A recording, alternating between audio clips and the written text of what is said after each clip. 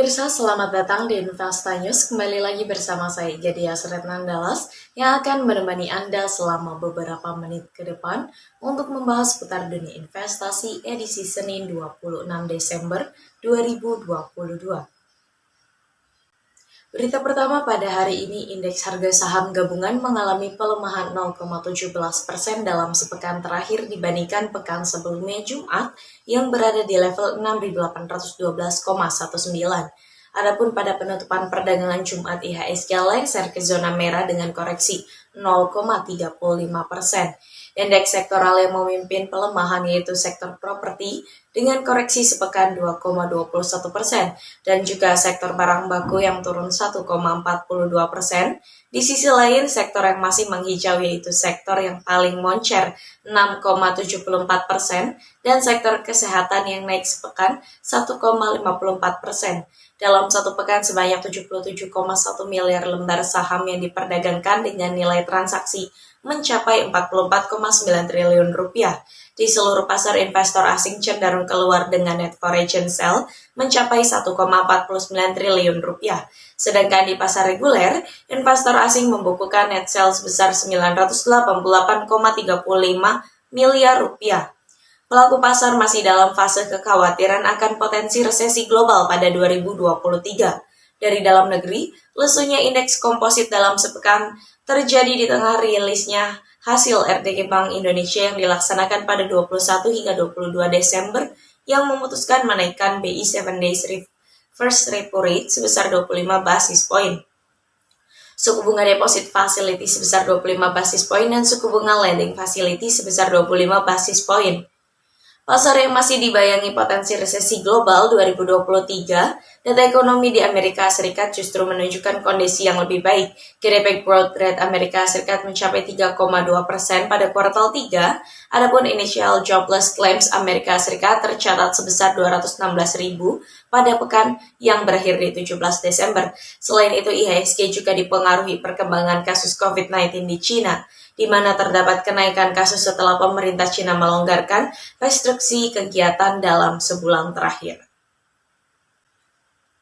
Berita selanjutnya datang dari proyeksi IHSG. Perdagangan bursa saham bakal lebih sepi di penghujung tahun. Alhasil, pergerakan indeks harga saham gabungan pada Senin diperkirakan mendatar dan kurang bertenaga. Pada penutupan perdagangan saham Jumat, IHSG ditutup melemah 0,35% ke level 6.800,67. Nilai transaksinya pun tercatat hanya sekitar 8,14 triliun rupiah. Analis panin sekuritas Christian Anderson Yuwono mengatakan, investor tengah mencerna rilis data ekonomi Amerika Serikat seperti personal consumption expenditure serta personal income untuk melihat arah inflasi di negeri uang saham tersebut. Sementara dari dalam negeri, IHSG akan dipengaruhi sentimen melambatnya aksi perdagangan setelah perayaan Natal dan Tahun Baru. Analis Binarta Sekuritas Ivan Rosanova mengatakan, IHSG bergerak relatif terbatas cenderung konsolidasi di bawah MA20. Indikator tersebut menandakan belum adanya keterlibatan aksi beli yang signifikan akibat dari minimnya sentimen pendorong di bursa. Namun, apabila pemberlakuan pembatasan kegiatan masyarakat benar-benar dihentikan, ini akan menjadi katalis bagi pelaku pasar untuk lebih berani akumulasi saham setelah tekanan jual yang terjadi sebelumnya. Analis Pintraco Sekuritas Rio Febrian juga mengatakan secara teknikal terlihat sulap stokastik RSI di overbought area, menjadikan IHSG rawan koreksi lanjutan pada Senin. IHSG membentuk Paula Doji Star memperkuat kondisi tersebut. Menurut Rio, sinyal kuat window dressing belum terlihat. Volume transaksi yang cenderung turun di akhir pekan lalu mengindikasikan potensi konsolidasi di pekan terakhir Desember 2022. Rio memprediksikan IHSG berpotensi rebound dengan kisaran pergerakan di 6.900 hingga 6.950. Jika prediksi Christian, IHSG akan bergerak di kisaran 6.682 hingga 6.850. Sedangkan Ivan memperkirakan IHSG akan bergerak dengan kisaran 6.750 hingga 6.866. Beralih pada sektor komoditas, harga emas batangan 24 karat PT Aneka Tambang pada perdagangan Jumat terpantau naik bila dibandingkan harga pada Jumat sebelumnya. Berdasarkan informasi unit bisnis pengolahan dan pemurnian logam mulia Antam, harga emas 24 karat ukuran 1 gram dijual Rp1.004.000 per gram. Nilai tersebut naik Rp4.000 dibandingkan harga jual pada Jumat pekan lalu. Secara harian, harga emas berada di level terendahnya pada Jumat lalu sebesar Rp1.000.000 per gram. Selanjutnya, harga emas berhasil mencapai nilai tertingginya pada Rabu 21 Desember dengan harga Rp1.016.000 per gram dan kembali turun pada hari ini. Sementara itu, harga emas satuan 10 gram dan 25 gram masing-masing dijual Rp9.535.000 dan Rp23.712.000. Selanjutnya, harga emas satuan 50 gram dan 100 gram masing-masing dijual Rp47.345.000 dan Rp94.612.000. Di sisi lain, harga buyback emas Antam berada di level Rp904.000 per gram, di mana hal tersebut lebih tinggi Rp7.000 dibandingkan pada Jumat sebelumnya.